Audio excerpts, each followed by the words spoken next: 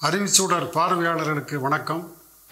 இப்பொழுது நாம் சந்திக்க போகிற ஒரு மாமனிதர், கொள்கை சான்றோர், பொத்தனூர் காசா என்று அன்போடு அழைக்கப்படுகிற ஐயா சண்முகம் ஐயா அவர்களை நாம் சந்திக்க போகிறோம். அவர்களுக்கு இப்பொழுது 102 வயது நடக்கிற 102வது வயதில் ஐயா அவர்கள் அடியெடுத்து வைத்திருக்கிறார். ஏறக்குறைய 90 ஆண்டுகள் இந்த இயக்கத்தோடு அவர்கள் ஒன்றி பழகிய அன்றிலை போல தொடர்ந்து அவர்கள் இந்த இயக்கத்தில் இருந்து நமக்கெல்லாம் வழிகாட்டியாக இருந்திருக்கிறார். இன்று வரைக்கும் எள்ளளவு கூட அவர் எந்த மாற்று சிந்தனை இல்லாமல் எல்லா மக்களுக்கும் அவர் நன்மை செய்திருக்கிறார். அந்த மக்களெல்லாம் அவரோடு அன்பு பாராட்டி இருக்கிறார்கள். அப்படிப்பட்ட ஒரு சான்றோர் பெருந்தகையை இன்றைக்கு நாம் சந்திக்க போகிறோம். தந்தை பெரியாருடைய காலத்திலிருந்து ஆசிரியர் தமிழர் தலைவர் வீரமணி ஐயா அவர் காலம் வரைக்கும் இன்று வரைக்கும் அவர்கள் நம்முடைய இயக்கத்தோடு திராவிடர் கழகத்தோடு பின்னி பிணைந்தவர்கள் செயல்பட்டு கொண்டிருக்கிறார்கள். நமக்கெல்லாம் ஐயா வழிகாட்டியாக இருக்கிறார். அவரை பற்றி இப்பொழுது நாம் ஒரு நேர்முகம் எடுக்கப் போகிறோம். அந்த நேர்முகத்தை இப்போது நீங்கள் காணப்போகிறீர்கள்.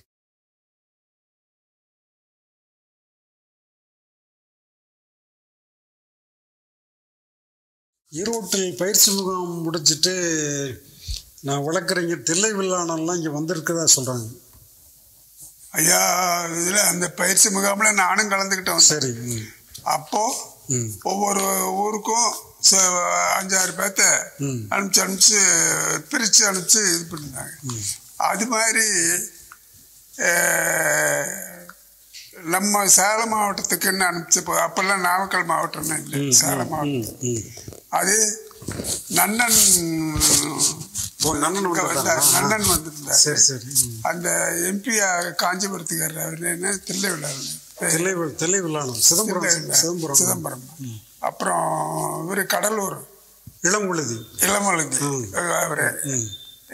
அது மாதிரி இதில் ஈரோட்டில் இருந்து ஒரு பாய் ஒருத்தர், அவர் பேர் எனக்கு தெரியல, சரி மறந்து போச்சு. சரி சரி. அது மாதிரி ஒரு 5-6 பேர் வந்தாங்க. வந்து இங்கே வந்து ஒரு வாரம் இங்கே தான் வீட்டிலே தான் இருந்தாங்க. ஒவ்வொரு ஊருக்கும் கூட்டிகிட்டு போய் கூட்டத்தை நடத்தி ஒரு வாரம் கருமிச்சு தான் அனுப்பிச்சாங்க. தில்லை வில்லாளன் சொல்லியிருக்காரு, இந்த பக்கம் வந்தால் நான் ஐயா வீட்டுக்கு போக நான் வரமாட்டேன்னு சொல்லியிருக்காரு. சரி. எல்லா பேச்சாளிகளும் இங்கே வந்தாலும் சுற்று வட்டாரத்தில் வந்தாங்கன்னா சரி. இப்போ பொன்னம்மாள் சேதுராமன் ஒருத்தர், சரி, ஒரு பேச்சாளி பாட்டு பாடிக்கிட்டு இது பண்ணுவாங்க, தெரியல. அவங்க வந்து இங்கே ஒரு 10 நாள் இருந்தாங்க. 10 நாளும் ஒவ்வொரு ஊருக்கும் இந்த பகுதியில் அவர் இங்கே பேசாத ஊரே இல்லை. அந்த அளவுக்கு எல்லா ஊருக்கும் கிராமங்களில் கூட்டிகிட்டு போய் தினம் கூட்டம் நடத்திக்கிட்டாரு. தினம் கூட்டம் நடத்தணும். கடைசிக்கு அவங்களுக்கெல்லாம் போகிற போது ஒரு நாளைக்கு 5 ரூபா தான் போட்டு கொடுத்தோம். 10 நாளைக்கு 50 ரூபா கையில் கொடுத்தேன். ஐயாவுக்கே நான் கூட்டிகிட்டு வந்ததுக்கு 5 ரூபா தான் கொடுத்தேன். ஐயாவை கேட்டேன் நான், ஐயா வழிச்செலவுக்கு ஒரு 5 ரூபா கொடு அப்படின்னாரு. 5 ரூபா தான் கொடுத்தேன். அதுக்கப்புறம் தான் இவர் நெடுஞ்செழியே இதில் இருந்தார், கோயம்புத்தூரில் ஜிடி நாயுடுகிட்ட இருந்தார். தாமன்ராஜ் தான் சொன்னார், இப்போ 10 ரூபாயா அனுப்பு. நான் ஒரு தூரம் அவர்கிட்ட, ஏன்னா எனக்கு வந்து அப்போல்லாம் மற்ற தலைவர்கள்லாம் தெரியாது. இவர் தான் மாணவர் கழகத்தை அமைச்சவர், என்னையும் மாணவர் கழகத்தில் இழுத்தவர், அது பொறுப்பெல்லாம் கொடுத்தவர். ஒரு தூரம் திருச்சிக்கு அவர் வந்து எப்போவுமே இதுக்கு போகிற போது கும்பகோணத்துக்கு போவார். இப்போ ஈரோட்டில் இருந்து போகிற போது திருச்சியில் இறங்கி ரூமுக்கு வராத அவர் போகவும் மாட்டார், இங்கே திரும்பவும் மாட்டார். அதே மாதிரி இது ஒவ்வொரு தடவையும் வந்துக்கிட்டு இருந்த போது 2 தடவை கலைஞரே ரூமுக்கு கூட்டிகிட்டு வந்திருக்காரு. சரி சரி. அவர் இப்போ திருவாரூர் போகிறவர், இவர் கும்பகோணம் போகிறவர், கூட்டிகிட்டு வந்து இது பண்ணுறார். இப்போ கோயம்புத்தூர்லேருந்து நாவலர் இங்கே வந்தபோது பரிசலில் கூட்டி வந்தால் எழுதிருக்கிறீங்க. அதான் அப்போ இதே கிடையாது, பாலம் இல்லை, பாலம் காவேரி பாலம் கிடையாது. அங்கே போலூரில் ரயிலில் இறங்கி போலூர்லேருந்து தவிட்டுப்பாளையம் வரலும் குதிரை வண்டி அங்கே, அங்கேருந்து பரிசல் தாண்டி இங்கே வரணும். இங்கேருந்து அப்புறம் நம்ம எது கார்லேயோ எதுலேயோ எந்த வசதி இருக்குதோ அதை வச்சு கூட்டி. சரி சரி சரி. அப்போ நாவலர் வந்து ஜிடி நாயுடுகிட்ட வேலையில் இருந்தார். ஓ சரி சரி. அவர் படித்து முடித்த உடனே அங்கே போயிட்டாரு. சரி. அதுக்கப்புறம் மறுபடியும் கட்சியில் தீவிரம் போயிட்டு ஒரு. சரி.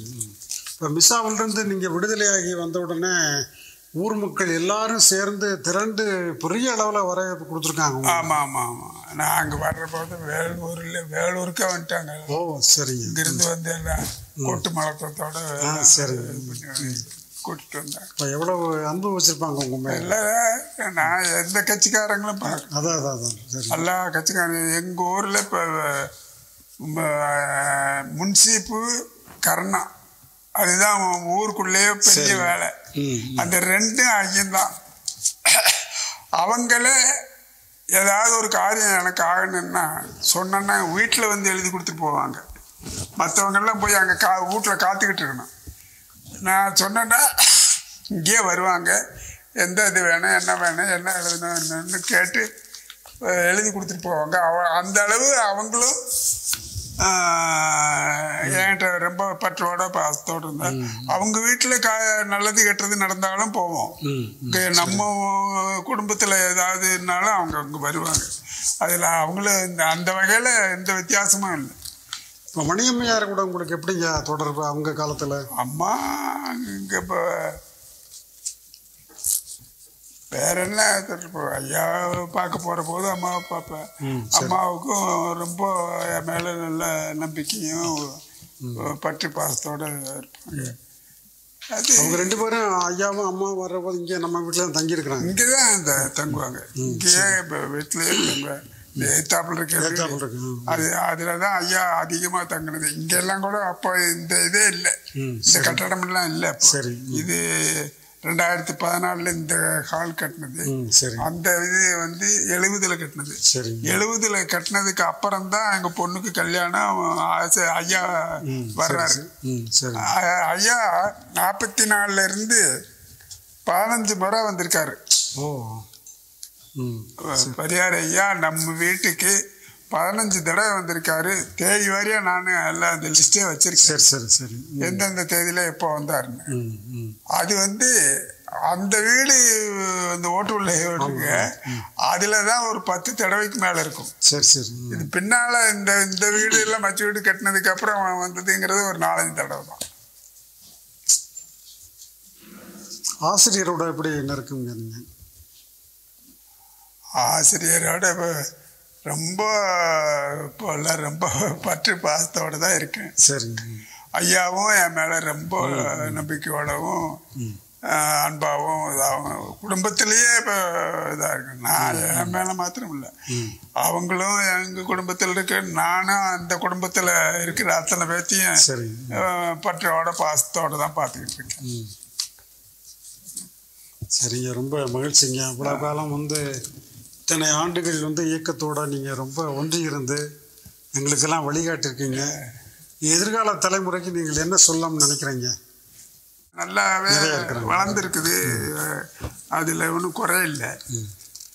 அதெல்லாம் அவங்க நம்ம கட்சிக்குன்னு வந்துட்டாலே அவங்க வந்து தங்களை அர்ப்பணிச்சுட்டு போய் தான் வர்றாங்களே ஒழிய யாரும் இங்கே மற்ற கட்சியில் போய் சேருவோம் இதில் எவ்வளோ வரும் என்ன வரும் அப்படி போய் பார்த்து யாரும் வர்றது இல்லையே. அதனால் அவங்களுக்குன்னு நம்ம ஒன்று சொல்கிறத விட அவங்க எல்லாம் உள்ள நுழையிற போதே என்ன பாடு பண்ணணும், ஐயா என்ன சொல்கிறாரு, என்ன எதை செய்யணும், எது செயலுக்கு போகிறதா இருந்தாலும் தயார், வீட்டில் இருந்துட்டு இப்போ ஊர்வலம் நடத்துகிறதா இருந்தாலும் தயார்னு தான் வர்றாங்க. அதனால் அவங்க பேரில் எல்லாம் ஒன்றும் அவங்கள நம்ம தலைமை ஒழுங்காக நடத்திக்கிட்டு இருந்தாலே போதும். சரி.